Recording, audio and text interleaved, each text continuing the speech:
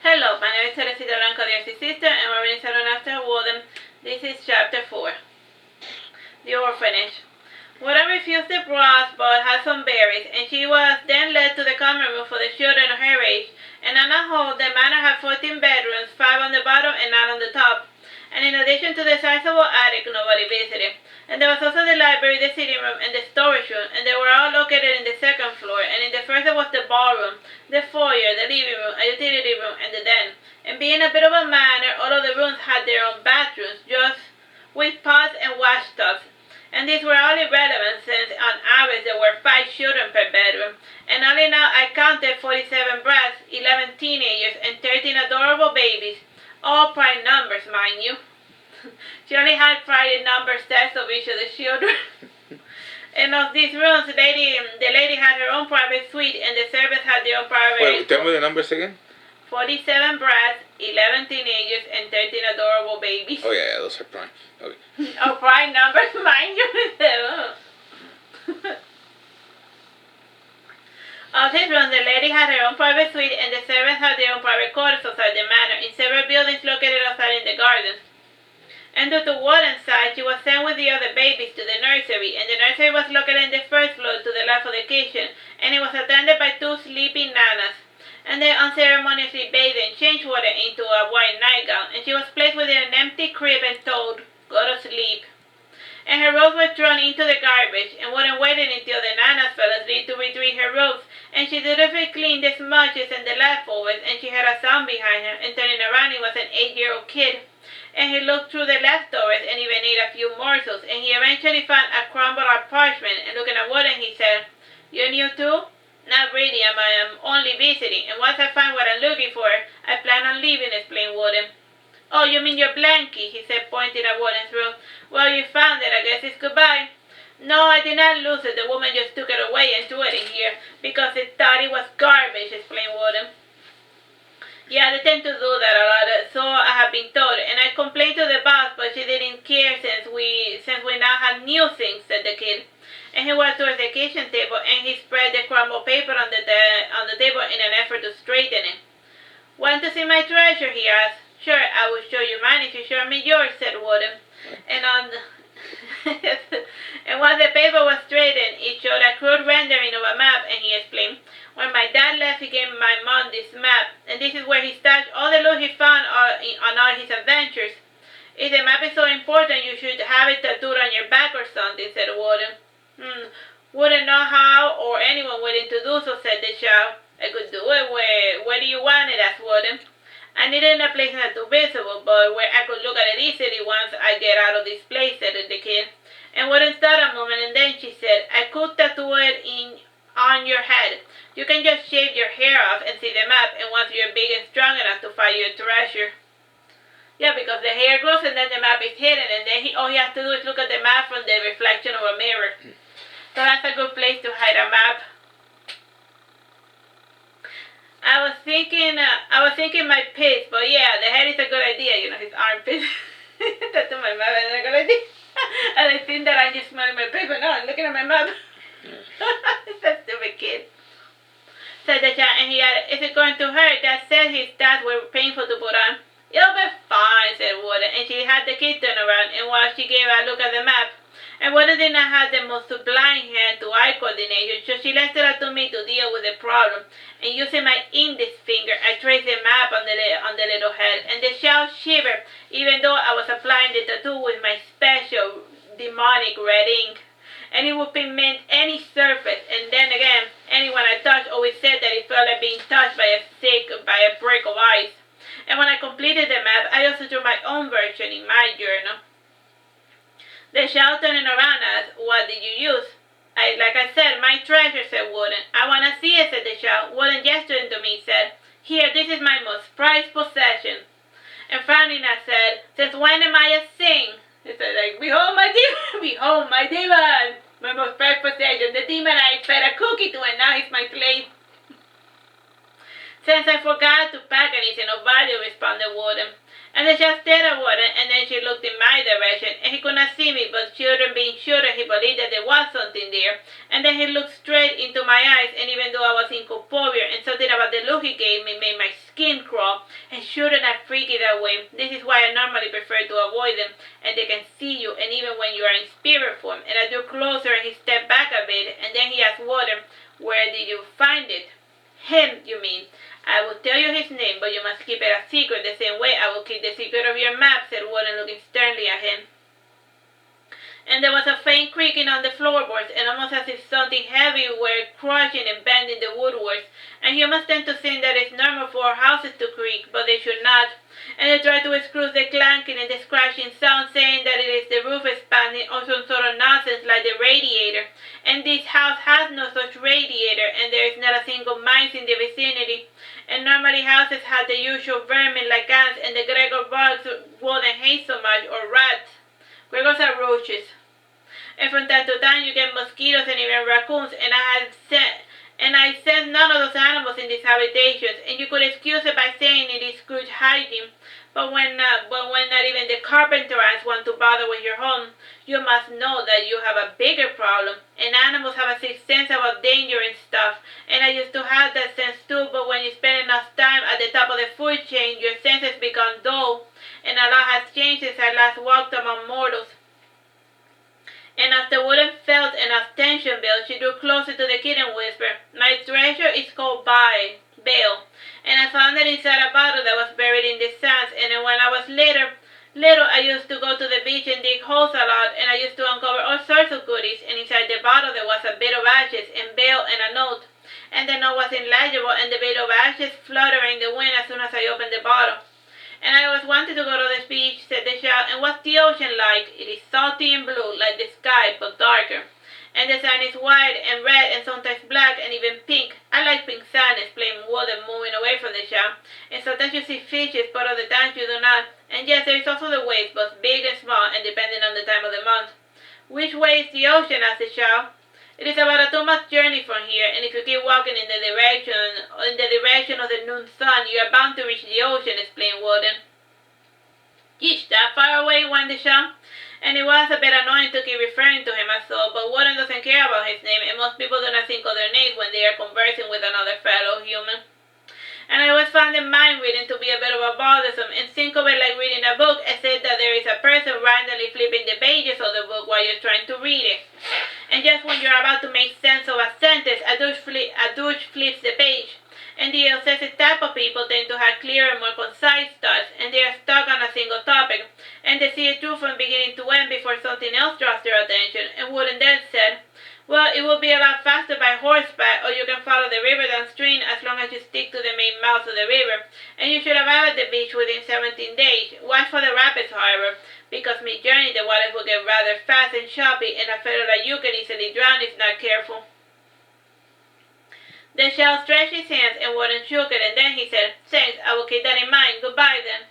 And after saying this, the little boy raided the pantry and left the orphanage. As I watched him go, I said to Woden, you don't realize you just sent that kid to his death. He seems like a smart, self-sufficient lad, so you'll be fine, said Woden, quite pleased with herself. The kid's gonna die, you're like, you'll be fine. When you see his bloated corpse floating down the river, don't come crying to me, I responded. And then I added, how long do we have to stay here? Till the cows come home, said Woden. I was afraid you were going to say that, I answered without much enthusiasm. Outside the kitchen, I heard the sound of a cat hissing, and they usually got like that when they were in a territorial dispute. And Woden and I left the kitchen to see what all the fuss was about, and we saw the cat jump at the wall, like they usually do, and the cat then started scratching the floor, and it was a bit unnerving when it looked up and saw me, and it jumped and landed on my head before getting on top of the kitchen roof, and Woden examined the roof to see what had the cat all feisty. And before I had time to protest, Woden disappeared into a strange, nondescript smudge on the floor. And I gave a deep sigh and then played the waiting game, and I waited and waited, and the creature, whatever it was, seemed thinking and bullying Woden alone, and eventually I was summoned into the creature's world via the bond Woden and I share. And the bond worked both ways, and if she did not call me, I was supposed to summon her back into the real world after 5 minutes. It was not the ideal scenario to fight the creature that Woden's people call Abaddons on their home turf, and they created their own rules, and they were practically gods in their own terrain, and even demons like us could suffer a fate worse than death. And as I pondered this eventuality and what it might imply, I got distracted by my surroundings, and instead of objects, there were words. And for example, let's say you have a tree. The bark portion will be composed of the word bark, and the word brown, and the word black. And this pattern was repeated on everything, and I was almost half afraid to look at my own hands. And I saw Woden, or a cluster of words that included the word Woden, and from that cluster I saw the words took it long enough. So like they enter the domain of the supernatural creature called Abaddon. And in the world, everything is perceived as letters, you know. So then you see this hand, instead of being a hand, you will be seeing the word hand flying about, and the fingers, and you know. Passing through the floor, I saw the words rats carrying by, and we follow the rats through an alley formed by the words alley. And once you get the topic logic of this world, it was somewhat tolerable. And for now, the creature was watching as it tried to determine whether we were a threat or not, and Woden reached into her robes and brought out a card. The card, being magical, retained its usual properties, and the walls grew the word tremble, and they started to close in on us. And this was pretty obvious because before it even started to happen, seeing as though the walls had the words closing in. And Woden and I flew up high till we got a good enough look at the city that was below. And from this high up, it seemed like a messy, disorienting cluster. Time, bro? 12 minutes. Even then, we were surrounded by the words like air, sin, and cumulus. And I do not know what a cumulus was, and the name alone did not inspire me much confidence. A cumulus is a type of cloud. So it was like, we're surrounded by cumulus, I'm scared. But the demon didn't know that a cumulus was a cloud. Woden threw the car at the city, which flooded with a natural pristine water, and the words which were based on ink started to wash away and dilute, and eventually the water was a murky puddle of swirling colors, and Woden and I regained our normal properties, and in time we too returned to the real world. And smiling, I said, well, that was easy enough. Like they just drowned it. I suppose so, though given enough time, it might have grown into a real problem, said Woden. How many do you guess still remain, I asked. 5, 10, 100, maybe 1,000. It is not an exact science, said Woden. This answer did not inspire me too much confidence in me, and when we returned inside, I squeezed when I felt something hairy past my legs, and I looked down and I saw that it was a stupid cat, and I made a motion to kick the cat, but my attention was drawn by a caustic look from Woden, and we intended to look to the manor in a detailed fashion, but our intentions were delayed. And the rooster crowed 5 a.m., and at its sound the manor started to come alive. And the first people to be up were the maids.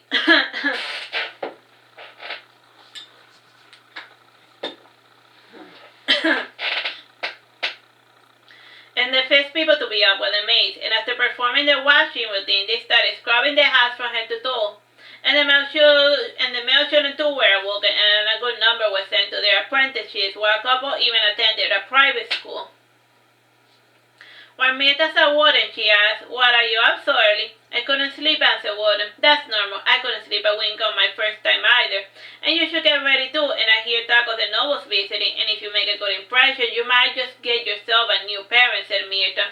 "But I already have parents, but I suppose it would be useful to have 2 more at my disposal," said Woden more to herself. "Now that's the spirit," said Mirta. "Go to the washroom and get ready, and by the gods, put something else other than that dingy old cloth." Woden left Mirta and entered the washroom in her bedroom, and at the moment all of the occupants were asleep. And Woden looked at her robes, and they were pristine, with the exception of the unfolded borders, which she had taken a bit of string. And taking the folds of her robes, she eventually turned in circles while the robes extended and reshaped themselves, and eventually Woden was sporting a gown that made the lady of the manor look like a pauper. So yeah, like the fancy celestial robes, they can alter their forms to different types of outfits. Woden admired her dress in front of the mirror and chuckled to herself, and she kissed her own reflection, and then she said, "Do you think this is overdoing it?" I should think so too, my dear Woden," answered Woden. And I left Woden to herself and made my way towards the attic, and after rummaging through a bunch of chests, I eventually found a dress that was Woden's size, and I said to her, "Here, put this on." "Fine," said Woden, running her eyes, and she held the dress with a stain, and then she yelled, "Eek!" when a creepy crawly crawled on her hand, and together we stepped on the dress and incidentally on the bug, and I unceremoniously pressed the dress back where I had found it, and when I returned, Woden had shaped the robes into something that resembled the dress I had shown her. And it was a golden dress with long sleeves, and it had an overdress with both was open sleeves.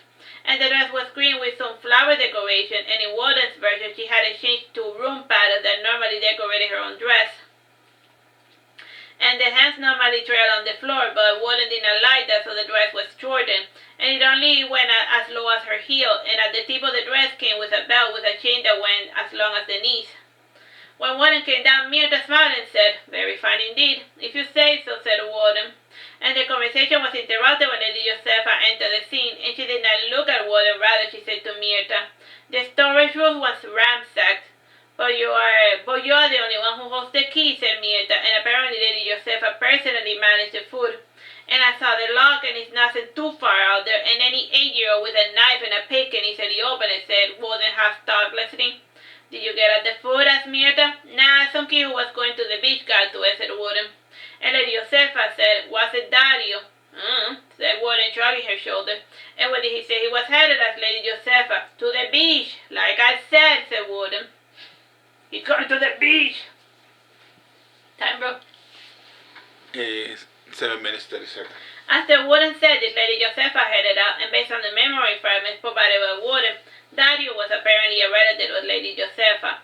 And Myrta frowned at Woden and assumed the tone the adults employ when chastising children. Why did you not tell us that Dario ran away?" And Woden opened her mouth to speak, but Myrta snapped, "Do not talk back to me." And Woden narrowed her eyes, and she thought a moment and then went her way. And Myrta made a motion to stop Woden, but she slipped through her fingers. And whatever candidate Woden may have felt towards Myrta had dissipated, and she had messed up. And whenever Woden chooses to close her heart to someone, it remains under lock and key forever. And Woden made her way through the halls, and as she did, her attire changed into her old pristine white robes, and she found her way to the gardens, and she lay down on the grass to watch the storm clouds pass by. Sighing, she said, "It was such a nice day too." "If you say so," I said, looking at the clouds.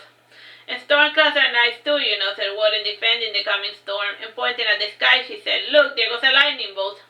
And I said to her, "Shouldn't we go inside?" "It's fine. I have already been struck by lightning before, and you know what they say, lightning never strikes the same person twice," said Woden. "Yes, but we are not in the same place as we now know," I corrected. And after saying this, Woden got up in a jolt and ran for cover.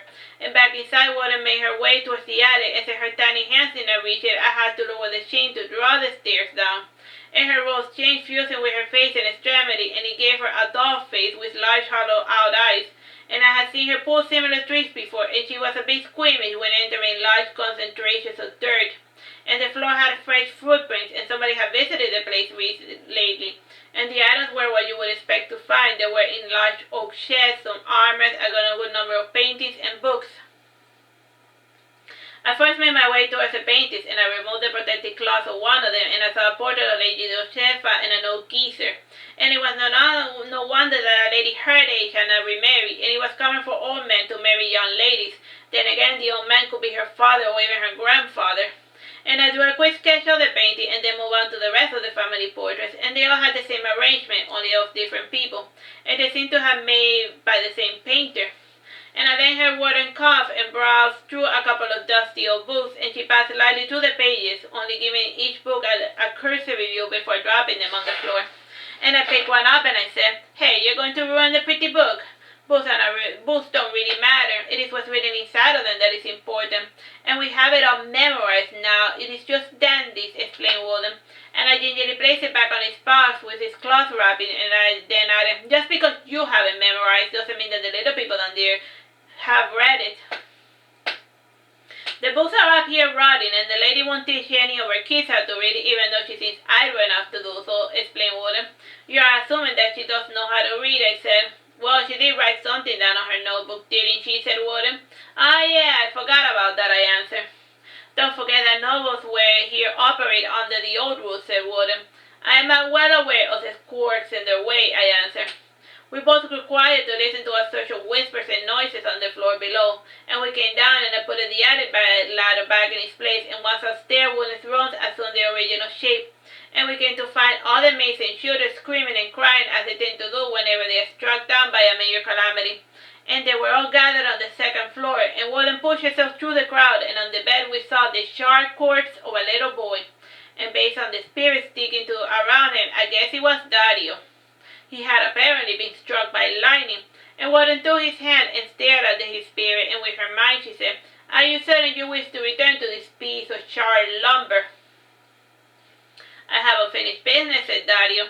"As do we all," said Woden, and she reached into her pocket and she placed one of her magical cards on his chest, and the card burning and it glowed as it consumed Dario with an opaque, milky substance.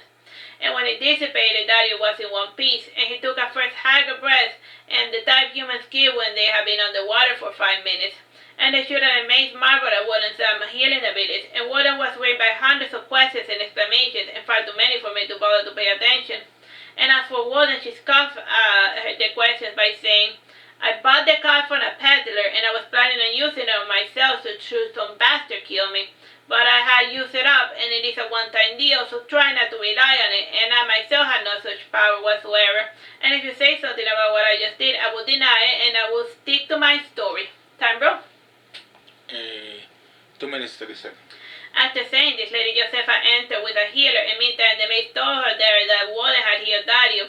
And a bit skeptical, Lady Josepha came to verify this fact, and indeed Dario was alive and somewhat well, and he still felt stiff, and he sat up in bed with difficulty. And I commented to Woden, "This world is certainly quite entertaining, if not eventful." "If you say so," said Woden flatly. And when the last showed Lady Josepha to bother around Dario, and it was the first time the lady had intentions of scolding Dario. However, after finding him in such a miserable state, she had changed her tune. And humans tend to take each other for granted, and they see death as something far away, but it can strike you when you least expect it. Speaking of strikes, it was a bit humorous to me that the little boy got struck by lightning. As someone who has experienced the sensation before, I can assure you that lightning strike is particularly painful, more so than being burned alive or being crushed to death. Just thinking about it makes my skin crawl. Alright, let's just leave it here. Bye bye, God bless.